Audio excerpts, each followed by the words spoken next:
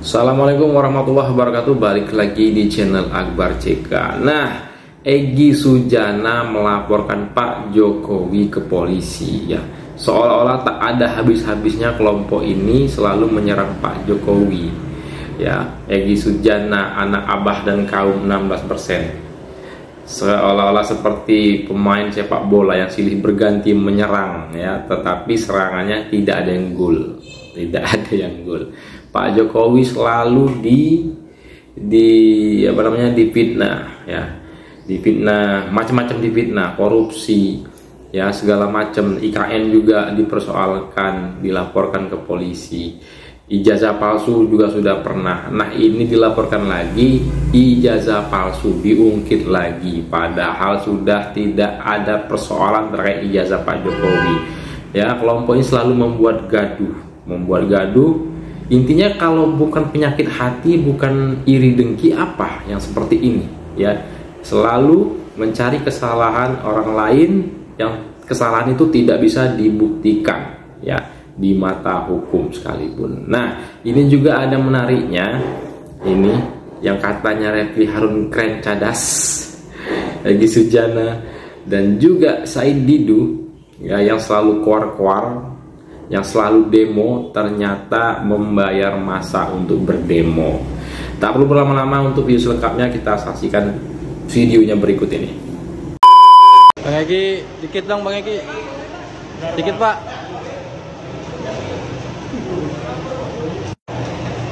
Bang, sedikit Bang. Terkait laporan hari ini Pak. Karena sudah ditangkap. Nah, karena ini peristiwa pidana, beban pembuktian ada sama jaksa. Ini biang keroknya ya. dan polisi. Jadi jaksa dan polisi bertanggung jawab pembuktian tentang tuduhan kepada Bambang Tri dan Gus Nur bahwa beritanya hoaks. Beritakan Jokowi ijazahnya palsu, tapi faktanya tidak pernah dibuktikan di pengadilan sampai inkrah. Maksudnya kasasi, ijazah aslinya Jokowi nggak ada. Sampai detik ini. Nah, kami ke sini melakukan pengaduan kepada Mabes Polri, bagaimana bisa terjadi, karena tujuan hukum itu ada 3. Yang pertama, berkait dengan kepastian. Nah, negeri kita ini kalau bicara presiden nggak pasti hukumnya. Zaman Soekarno, tuduhan komunis, nggak diadili. Zaman Soeharto, tuduhan kaitan dengan KKN-nya, sampai beliau meninggal semua dua-dua tadi itu presiden, nggak diadili. Jadi nggak ada kepastian hukum. Nah, ini Satu lagi, berani nggak bilang ngungkit-ngungkit masalah HAM Pak Prabowo Subianto yang sekarang jadi presiden? Berani nggak? Ini buat gaduh aja ini ya. Ini ya gerombolannya ini ya. janganlah, kami ini sayang dengan Jokowi, bahwa Sayang dengan Jokowi, alah bullshit tuh. Mana ada sayang dengan Jokowi, alah. martabat Yang ada kalian tuh benci sama Pak Jokowi. Sampai dengan saat ini kalian selalu mencari kesalahan Pak Jokowi ya, menuduh yang tidak bisa membuktikan. Nah, ini malah melempar ke pihak polisi dan kejaksaan. Banyak yang kalian persoalkan tentang Pak Jokowi ya, korupsi segala macam, ijazah palsu sudah pernah juga, ini diungkit lagi ijazah palsu, persoalan Gibran juga papa. Ini anak Abah kaum 16% ini ya, kerjaannya gini aja. sebagai presiden, sekarang sudah mantan tuh harus betul-betul ada martabatnya bagi bangsa, karena berpengaruh suka atau tidak kita sama Jokowi, dia presiden kita. Dia harus jaga martabatnya. Sekaligus martabat polisi sebagai penegak hukum, polisi, jaksa, hakim, dan kami advokat. Jadi kami di sini datang sebagai advokat. Nah, oleh karena itu dengan hormat, jangan ada yang salah paham, terutama buzzer dan lain sebagainya, juga Jokowi sendiri. Ini rasa sayang kami sebagai bangsa. Janganlah bangsa kita ini tidak ada penegakan hukum yang pasti. Saya sama Pak Jokowi ketawa kita rame-rame yuk. Yang kedua, hukum itu harus manfaat. Nah, apa manfaatnya ada pasal tadi? Ya, Undang-Undang Nomor 7 tahun 2017 tentang pemilu, pasal 169. Harus ada manfaatnya. Yang terakhir, tujuan hukum itu rasa keadilan. Jadi dengan rasa keadilan yang kita ingin capai untuk bangsa dan negara, dan ini baik buat keluarga Jokowi sendiri, keturunan-keturunannya, jangan sampai ada stigma terus-menerus sepanjang hidupnya, bahkan nanti setelah meninggal, kalau enggak diproses, dia adalah presiden yang tercela karena dia memalsukan ijazahnya. Dan termasuk UGM jangan lupa, karena yang menjustifikasi UGM harus buktikan. Ya. Nah, kalau mereka benar bisa menunjukkan ijazah aslinya, ya sudah selesai, bangsa ini bagus, dan kemudian kita cabut laporan. Saya kira itu poinnya.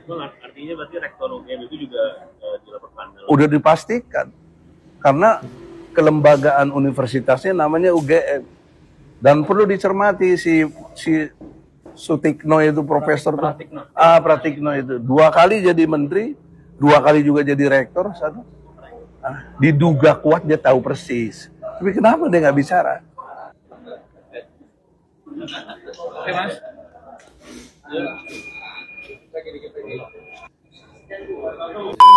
Saya jelas nggak percaya sama sekali. Saya tidak rela kalau dikatakan Bapak saksinya, Bapak Suhan. Nah, Bapak ini kabarnya Pak gurunya Pak Presiden ya? Ketika masih dari kelas 1, dari kelas SMP atau SMA? Nah, ini gurunya Pak Jokowi semasa SMP. Ini ya, guru Pak Jokowi semasa SMP. SMP. Oh, di SMP mana, Pak? Di SMP Negeri 1 Surakarta. SMP Negeri 1 Surakarta. Jalan MT Haryono nomor 4. Oh, kalau Pak Jokowi masuk, ingat Pak, tahun berapa? Tahun 74. 74? Ya. Di SMP itu ya, Pak ya? Ya, 74 kelas 1, 75 kelas 2, 76 kelas 3 lulus. Nah, Pak Soeharto sendiri mengajar Pak Jokowi di kelas? Di kelas 2, kelas 1 dan kelas 2. Kelas 1 dan kelas 2. Ya. Bapak dengar nggak kabar bahwa informasi yang mengabarkan bahwa ijazah Pak Jokowi palsu gitu? Ya, dengar ya, Pak? Iya, dengar baru kemarin saya juga kaget. Itu nggak mungkin Pak Jokowi. Saya masuk, masa bisa sampai? Biasa Pak, nggak beres itu yang bilang ijazah Pak Jokowi palsu. Bisa sampai pada waktu untuk wali kota kok nggak ada apa-apa, gubernur nggak apa-apa, kalau presiden ijazah palsu. Kalau memang palsu nggak mungkin Pak Jokowi sampai jadi presiden. Iya. Kan dari waktu itu kan semua dilegalisir, bukan kan? Ya, kalau saya jelas nggak percaya sama sekali. Saya tidak rela kalau dikatakan. Bapak saksinya gitu ya? Bapak merasa menyaksikan perjalanan pendidikannya dia? Iya, kita menyaksikan perjalanan pendidikan. Seingat saya, beliau itu pendiam, pinter, dan juga pelit di dalam ulangan. Ya. Pelit ini artinya kalau ada ulangan, itu teman sebangku atau yang lain bangku, misalnya mau tanya, itu dia selalu nutupi pekerjaannya. Nah, ini saya masih ingat. Di media ini bagus ya untuk adik-adik masih sekolah. Kalau ulangan, kalau ujian ada yang mau nyontek, jangan dikasih. Contoh kayak Pak Jokowi ya, jadi presiden. sering dipertanyakan adalah nomor registrasi ini. Nomor register ini biasanya yang kalau saya lihat di media sosial itu tidak nampak. Nah, padahal ini ada. Di samping kanan saya ada Bapak Dekan, Bapak Sigit Sunarta. Pak Dekan bisa menjelaskan bagaimana keabsahan ijazah yang dikeluarkan oleh UGM, Pak? Baik. Untuk mahasiswa bernama Pak Joko Widodo gitu. Ya, dan data-data yang Nih dengerin yang laporin Pak Jokowi terkait ijazah palsu. Ini Dekan Fakultas Kehutanan UGM nih, yang jelas yang langsung ya diwawancara, ditanya ya. yang ada di Fakultas Kehutanan Universitas Gadjah Mada diantaranya adalah salinan ijazah. salinan ijazah ini perlu saya sampaikan karena memang kalau ijazah aslinya dipegang oleh yang bersangkutan dalam hal ini adalah Bapak Joko Widodo begitu. Nah, beberapa hal yang mungkin di media sering dipertanyakan adalah nomor registrasi ini. Nomor register ini biasanya yang kalau saya lihat di media sosial itu tidak nampak. Nah, padahal ini ada, ya. Saya nggak tahu kenapa bisa terjadi seperti itu. Kemudian berkas-berkas beliau itu adalah berkas beliau selama menempuh pendidikan di Fakultas Kehutanan. Ini terdokumentasi dengan baik, ya. Mulai dari misalkan ini pada saat Pak Jokowi mengumpulkan skripsi ini ke fakultas, kemudian bebas pinjaman, bahkan nilai-nilainya semua ada tertera di sini lengkap, ya. Dan perlu saya sampaikan bahwa ini bukan baru, ya, ini betul-betul dokumen sudah lama, sudah kelihatan kuning gitu. Jadi, ini dokumen-dokumen yang ada pada kami. Kemudian kalau skripsi asli memang diserahkan kepada kami. Jadi skripsi Pak Jokowi ini selalu ditaruh di perpustakaan, ya Pak, ya? Di perpustakaan, tapi untuk sementara kita yang kita tampilkan di perpustakaan adalah salinannya.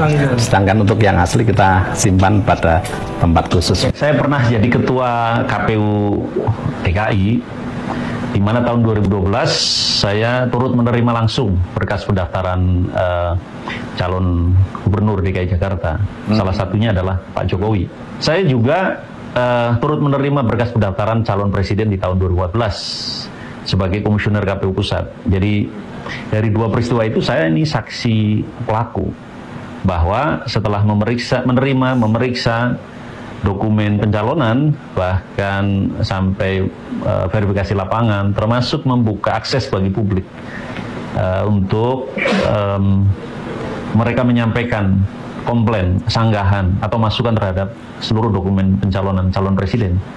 Dan dari seluruh proses itu, KPU memutuskan tanpa keraguan bahwa seluruh dokumen yang diajukan calon presiden, termasuk calon presiden Jokowi, memenuhi syarat.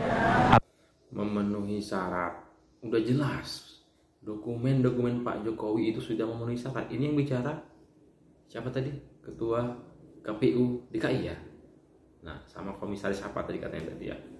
Apalagi diributkan orang ini, ya? Kalau bukan berdasar iri, dengki, benci terhadap Pak Joko Widodo, ya. Nggak patut dicontoh, ya. Atau asli. Sebetulnya terhadap tuduhan Bambang Trimulyono dan pihak-pihak lain yang turut mengamplifikasi bahwa mereka menuduh ijazah Pak Jokowi itu palsu atau tidak asli, itu sebetulnya bukan soal ijazah. Mereka hanya ingin membuat kacauan saja. Mereka ingin membuat Indonesia itu gaduh. Jadi Bambang Tri dan kawan-kawan sebetulnya tidak ingin Indonesia tenang. Apa saja dipersoalkan, termasuk ijazah Pak Jokowi yang sudah jelas-jelas terverifikasi dari seluruh pihak itu adalah asli. Kendali manusia, tapi hanya membuat gaduh. Egy Sujana dan kawan-kawan yang selalu mempermasalahkan Pak Joko Widodo hanya ingin membuat kekacauan, membuat gaduh di negeri ini. Yang kayak gini ini harus disingkirkan, ya. Kalau air hujan itu dalam kendali manusia. Dengan kenyataan. Nah, yang ini tolong dicek ini ijazahnya asli atau palsu. Coba sekali-kali yang ini dicek ijazahnya asli atau palsu. Tapi nggak mungkin juga, ya. Yang mempersoalkan kan anak abah, nggak mungkin abahnya sendiri mau dilaporkan. Curah hujan tidak dalam kendali kita. Dalam kendali manusia. Tidak dalam kendali kita. Dalam kendali manusia.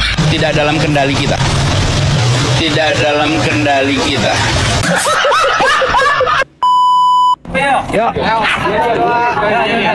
Hidup mahasiswa. Hidup rakyat Indonesia. Rakyat Indonesia. Mas Ramdhani, kemarin katanya Anda mengikuti acara di Polres. Ini acara demo, ya. Polres Tangerang. Ya, Polres Tangerang. Kalau boleh tahu, bagaimana kronologinya Anda sampai ke Polres ke sana? Sebelumnya saya kan ikut organisasi. Nah, saya di sana ikut dengan organisasi. Salah satu ini yang dibuat dibuat oleh Pak Said Didu ya. Provokasi dari Pak Said Didu ya, yang mantan komisaris BUMN apalah ya, yang dipecat di zaman Pak Jokowi ya. Nah, di organisasi itu saya disuruh datang ke Polres Tangerang. Polres Tangerang, iya. Itu undangannya itu berkaitan tentang seminar kayak BUMN. Iya. BUMN itu kan namanya Said Didu itu mantan sekretaris BUMN. Nah, itu membahas tentang kayak seminar. Dia kan semua makan, kopaja, makan, uang itu udah disediakan. Oh, uang transportasi gitu aja. Uang transportasi. Nah, terus kemudian kamu ke Polres Tangerang. Datang ke Polres. Ternyata saya kira itu kan seminar. Tahu-taunya saya datang ke sana nggak ada apa-apa. Bahas tentang itu yang saya Didu itu. Oh, bahas apa itu saya Didu? Bahas tentang ngituin apa namanya itu? Tentang masalah, lagi ada masalah. Oh, masalah saya Didu. Tapi kamu materi masalahnya tidak tahu itu? Saya tidak tahu sama sekali tentang di sana. Berapa orang itu sekitar? 50 mahasiswa. 50 mahasiswa. Ya. Nah, sampai di Polres itu apa yang kamu lakukan? Yang saya lakukan di Polres itu foto bareng, datang ke sana tuh masuk ke Polresnya itu foto bareng sama bikin video, udah itu setelah itu pulang kita dapat makan sama uang gitu. Uang dari Said Didu, dibilangnya seminar, nggak tahu cuma foto-foto. Tokoh yang kamu kenal di situ siapa aja yang foto bareng itu? Foto bareng itu ada Refli Harun ada di sana? Refli Harun yang penjatnya. Refli Harun, aduh keren cadas. Jurnalis terkenal tuh. Siapa itu? Banyak jurnalis terkenal itu. Edi Mulyadi. Oh, Eda Mulyadi. Ada Edi Mulyadi. Edi Mulyadi. Dia ada di sana. Ketemu dengan saya Didu di sana? Nggak ketemu. Tidak tahu? Tidak tahu. Oh, ketika pulang saya Didu juga tidak tahu? Tidak tahu. Nah, jadi tidak tahu apakah ada saya Didu di Polres atau tidak, kamu tidak tahu? Tidak tahu. Oh. Pak Prabowo sepertinya menurut yang saya tangkap dari penjelasan beliau itu memang sangat berterima kasih kepada Pak Jokowi karena martabatnya dipulihkan. Pak Prabowo cerita, di ruangan ini ketika terima saya, di ruangan ini saya diberhentikan, saya dipecat oleh banyak-banyak jenderal itu. Tapi di ruangan ini juga martabat dia dipulihkan. Siapa yang memulihkan martabat dia? Dia sekarang jadi Menteri Pertahanan. Di ruang tempat dia dipecat sekarang jadi ruangan kerja dia. Ruangan kerja dia yang membawahi semua jenderal-jenderal. Angkatan Darat, Angkatan Laut, Angkatan Udara. Iya. Harga dirinya pulih, martabatnya pulih. Rasa kecewa dia ketika diberhentikan dari ketentaraan itu sedikit banyak terobati karena Pak Jokowi menunjuk Pak Prabowo yang menjadi kompetitor Pak Jokowi selama 2 kali pemilu menjadi Menteri Pertahanan. Satu lagi saya tambahkan, sampai-sampai Pak Prabowo itu mendapatkan bintang kehormatan. Jadi Pak Prabowo bintang 4 ya, Jenderal Prabowo Subianto Purnawirawan ya. Bukan Menteri Ece-Ece, itu Menteri Pertahanan. Salah satu menteri dengan anggaran dan kekuasaan paling besar di Republik ini. Oh, Pak Prabowo merasa sangat dimanusiakan oleh Pak. Untuk kalian yang selalu berusaha memecah belah atau memisahkan Pak Prabowo dan Pak Jokowi, udahlah ya, capek-capek aja ya. Pak Prabowo, Pak Jokowi itu udah 2 jadi 1 ya. Yang mengadu domba, udah. Makanya Pak Prabowo bilang, ya dia berterima kasih dengan Pak Jokowi, ya kan? Pak Prabowo itu benar-benar jadi timnya Pak Jokowi, jadi penggemar berat Pak Jokowi, jadi pendukung paling loyalnya Pak Jokowi. Anda saksikan, nggak ada Gerindra yang mengganjal atau mempertanyakan kebijakan pemerintah. Semuanya disupport, semuanya didukung di DPR. Bahkan ada partai yang ngakunya paling Jokowi itu beberapa kali ya mempersulit kebijakan Pak Jokowi di DPR.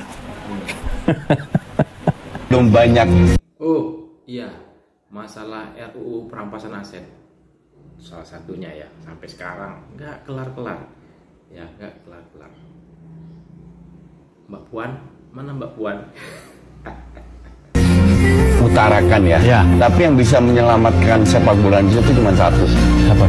RI 1. Alhamdulillah sepak bola Indonesia tidak dikenakan sanksi oleh FIFA. Jangan mencampur adukkan urusan olahraga dan urusan politik. Indonesia Vietnam 1-0 sampai jam 12 kurang saya nonton. Mainnya bagus sekali. Mainnya bagus sekali.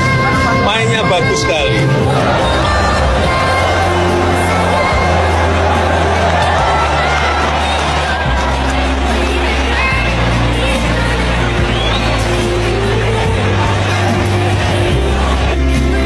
Ya, itu dia ya. Saya rasa masyarakat sudah sangat cerdas ya. Sudah sangat cerdas apabila ya seperti orang-orang yang benci sama Pak Jokowi, yang menghina Pak Jokowi. Rakyat sudah tahu ya maksud dan tujuan mereka itu seperti apa. Mereka hanya membuat gaduh, membuat kekacauan. Ya intinya tidak suka dengan tidak mau Indonesia ini maju. Intinya gitu aja ya. Itu karena penyakit hati, iri, dengki. Pak Prabowo sudah menegaskan, Pak Prabowo bukan menjilat Pak Jokowi, tetapi Pak Prabowo dengan Pak Jokowi itu satu, tujuannya sama ya. Isi hatinya itu merah putih ya, cinta negeri ini, cinta Indonesia ya. Jadi bagi oknum-oknum yang selalu mengadu domba Pak Prabowo dan Pak Jokowi udahlah percuma ya. Mereka adalah pemimpin terbaik di negeri ini ya, putra terbaik bangsa, Pak Jokowi dan Pak Prabowo Subianto. Oke, sekian dulu konten ini.